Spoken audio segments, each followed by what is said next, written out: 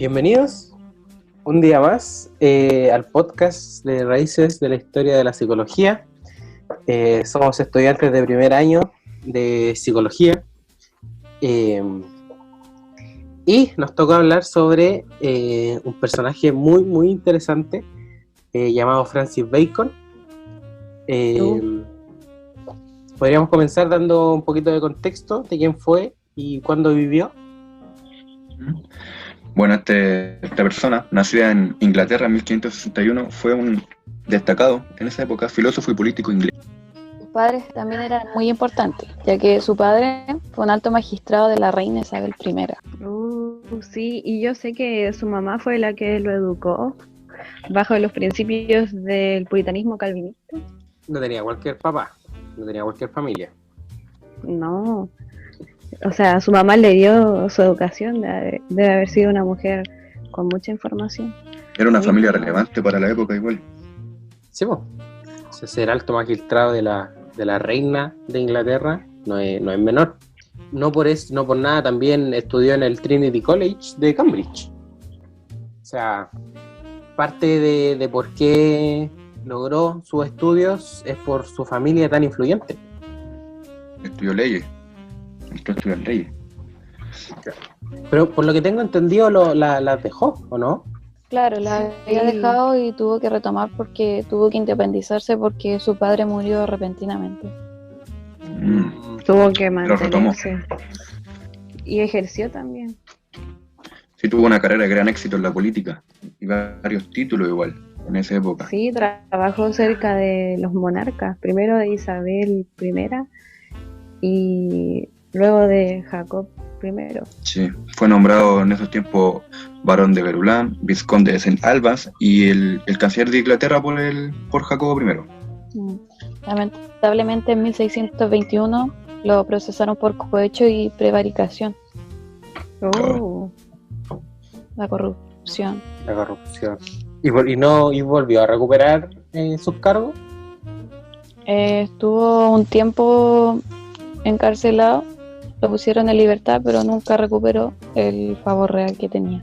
Bueno, en el contexto en que vivía, que era la Edad Moderna, que comienza por el descubrimiento de América, igual era todo muy de honor, entonces sí que perdía ya el favor, difícil que lo hubiese recuperado. Sí, en esa época, bueno, en el momento que comienza la Edad Moderna también fue cuando cae el Imperio Romano de Oriente y comienza el Renacimiento. Una época muy revuelta por el conocimiento. Sí, con nuevos temas, con nuevos principios. Y también no es menor. Sí, no es menor que aquí surgen los conflictos religiosos. Exacto. Claro. Sí. Al mando de Agustín Lutero, estuvo al frente. Pionero de una revuelta, ¿no? Sí, pues, estuvo al frente de la revuelta, de las protestas en contra de la Iglesia Católica. No es menor. Ponerse en contra de un poder tan influyente en la época como la Iglesia Católica no debe haber sido fácil. Sí.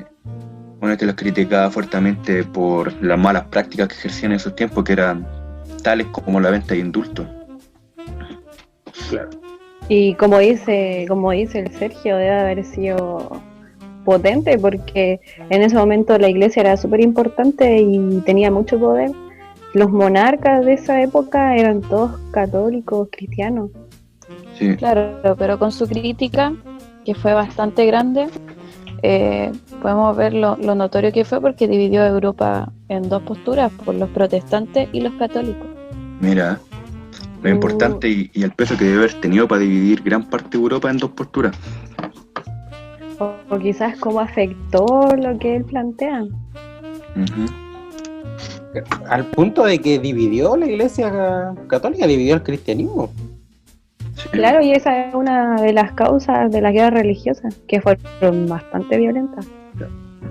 O sea, si bien es cierto, son todos cristianos, pero pensaban totalmente diferente, y eso los llevó a guerras. A mí me gustó el punto del Renacimiento, movimiento renacentista, porque Sí. trae de nuevo todos los conocimientos de la antigüedad y lo replantea, ¿o no? Sí. Claro, el antropocentrismo. Y en este punto Aristóteles. de replantear los pensamientos de la antigüedad, donde toma importancia Bacon. Claro, Sí. se ve completamente influenciado. Pero antes, Bacon que fue uno. ¿ustedes saben cómo murió? Cuéntame. ¿No? Bueno, este personaje murió en 1626 y en su afán de investigación comenzó a investigar la preservación de la comida. Entonces se le ocurrió rellenar con nieve una gallina y agarró tanto frío que le dio una neumonía y murió. No. Sí. En pos de la ciencia. Sí. Qué Fue- triste. Y fue calificada como una de las muertes más absurdas de la historia. Mm. Claro. Pero murió investigando. Murió en lo suyo. Claro. Claro. Bueno, ¿y cómo pensaba Francis Bacon igual en esos tiempos? Que, como mencionamos, era una época en que se replanteó lo que ya estaba, y él pensaba que la ciencia no era solamente un conocimiento contemplativo, sino que era algo que tenía como un fin más en la práctica, que podía tener un fin más en la práctica. En la experiencia. Ujú. Y aquí tienen que ver los sentidos, ¿cierto? Claro, Esa parte. claro. Él dice, de alguna manera criticando o no de alguna manera, de todas maneras criticando a Aristóteles. Claro, porque Aristóteles, el método de Aristóteles eran los silogismos, pero esto no había experiencia en esto, solamente se planteaba un primer silogismo que era universal. Y Francis dice que si el primer silogismo está erróneo, las conclusiones también van a ser erróneas. Bueno, y frente a este panorama, hay una obra que es importante mencionar que resume en gran parte lo que Bacon aportó a la historia en estos momentos, que es el Novum Organum. Claro, El libro que tiene como base el empirismo, ¿cierto? claro. O sea, en ese momento todavía no se habla de empirismo. No, claro. No. Propiamente Ahora tal. hoy en día lo conocen al empirismo, gracias Claro. a Francis Bacon. Claro, es como el precursor. Claro. Aquí Sí. como se fundan como las bases de lo que hoy día conocemos como empirismo. El método científico.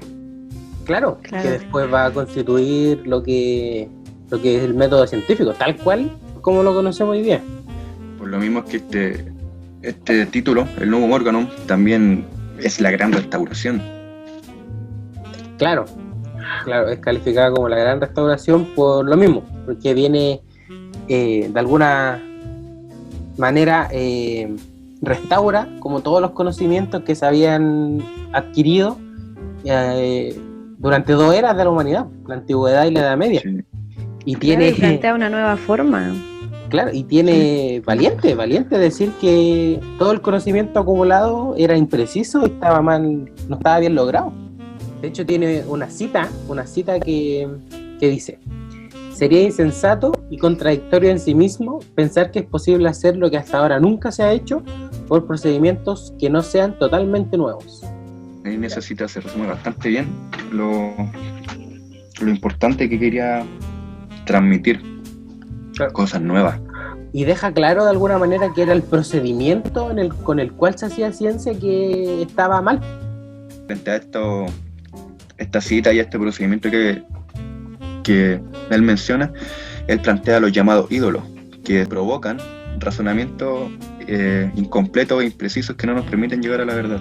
Los ídolos son los preconceptos y prejuicios que nos dificultan el acceso a la verdad para explicarlo de alguna forma. Sí, Él asume que conocer la naturaleza humana es muy complejo y difícil. Nunca deja de asumir eso. Y dice que hay unos aspectos, que él los llamó ídolos, que dificultan este acceso a la verdad. bueno, que estos ídolos también los dividían en dos grandes grupos, que son los internos, que son propios de la naturaleza humana, y los externos, que son propios del entorno en el cual el sujeto se desarrolla. Estos ídolos provocan que el razonamiento no sea preciso, o sea vago o incompleto, que era lo que le pasaba a Aristóteles bajo su lupa. De esta forma manera, es que se va alejando del conocimiento contemplativo. Y le es más fácil acercarse a una verdad absoluta. Igual va teniendo sentido porque católico piensa y cree que se puede hacer una verdad absoluta. O sea, podemos alcanzar una verdad absoluta. Bueno, y como con lo que acabé de decir, a base de eso, como católico, es también como entiende a la persona, ya que él entiende a la persona como una sustancia que su naturaleza se ve corrompida por la caída del reino de los cielos, pecado original también, llamado. Se parece un poco a Platón, ¿o no? Sí, bastante similar. Sí, esa inteligencia empañada. Uh-huh. Claro. Que dice que por medio de la ciencia se podría recuperar un poco. Como reparar. Eso. Uh-huh. Aquí es donde él pone la frase del que el saber es poder. Claro. Donde él asume que no es, de alguna no es como un poder fáctico, sino que es un poder de hacer o de restaurar la propia naturaleza humana, que se vio empañada por el pecado original. Agustín de Hipona fue quien cristianiza a Platón. Por eso es que tienen un pensamiento similar. Claro. Y con la similitud en base al catolicismo. Claro. Por eso se parece el pensamiento. Como estudiantes de psicología, es importante que sepamos cuál es el aporte que hizo Francis Bacon para lo que nosotros estamos estudiando hoy en día. Uh-huh. Si tomamos a la psicología como una ciencia, un estudio de la psique, podemos usar el método que Francis dejó en el nuevo órgano, lo que reformuló, ¿cierto? El inductivismo. Exacto. Sí, porque esto nos ayuda a mejorar en temas de investigaciones científicas. Por lo tanto, nos permite obtener una mejor hipótesis, una notoria mejor en la hipótesis. Y así ejercer de mejor forma, ¿no? Sí. Exacto. Claro, porque hace más preciso el alcance de la investigación. Mejores diagnósticos, mejores tratamientos para los pacientes, lo cual es sumamente importante en cuanto a salud mental. Ayuda bastante en observación, registro, análisis, clasificación también. Es bastante... da un buen plus a lo que es la psicología. Dijimos que viene de una familia muy, muy acomodada. Tuvo una importante participación en la política. Uh-huh. Importantes cargos también. Vivió en medio de una revolución de creencias y entre medio también. Claro. Muy influenciado por el catolicismo. Planteó algo tan importante como viene siendo el Novum Organum y los ídolos dentro de él. Claro. Estos aspectos que dificultan el acceso a la verdad. Comienza una nueva metodología para la ciencia. Sí, importante. Que después es un precursor. Que después se traduce en el método científico, como lo conocemos hoy día. También cabe mencionar cómo entiende a la persona, su frase también del saber es poder, que resume, claro. O sea, no resume, pero que es bastante importante de todas las cosas que él nos aportó. Que el sentido de esta frase no es un poder fáctico, sino que un poder de hacer una mejor vida y alcanzar la naturaleza original de la persona. Más práctico. Claro. Ok. Bueno, ya que el tiempo no nos apremia, con este mini resumen final, espero que se haya entendido todo muy bien. Sí. Es un personaje muy, muy entretenido de leer, de conocer. Pero no lo conocimos por nosotros mismos, o sea, no lo conocimos porque nacimos sabiendo esto, sino que también tenemos nuestras páginas de información. Claro, así que les vamos... nuestras fuentes. les vamos a leer nuestra bibliografía. Partimos estudiando el Novum Organum, que se publicó en 1620. Estudiamos El avance del saber, publicado en 1988, que es una traducción, y Notas de María Luisa Balseiro. También en la página Biografías y Vidas, esta vez escrita por Ruiz A.M. Fernández. Psicología y Mente, la página Psicología y Mente, por Laura Ruiz Vizjana. Revisamos también una revista, la revista Arcadia, escrita por Damián Pachón Soto. Que se titulaba El proyecto científico de Francis Bacon. 400 años Pues, después. Sí. De aquí sacamos la frase del saber es poder, y que estaba mal interpretada. Y el Instituto de Filosofía de la Universidad de Antioquia, por Juan Fernando Álvarez, titulada La ciencia y el poder en el pensamiento de Francis Bacon. Bueno, estas fueron las páginas que usamos para la información que nosotros quisimos transmitir, porque claramente existen más autores, más personas que hablan de Francis Bacon, pero quizás no es del modo en que nosotros también lo entendimos. Entonces, para que lo vean como nosotros lo entendimos e indaguen más y puedan informarse, porque como dijimos, es un autor entretenido de leer, es bacán informarse de él, para que indaguen ahí. Sí.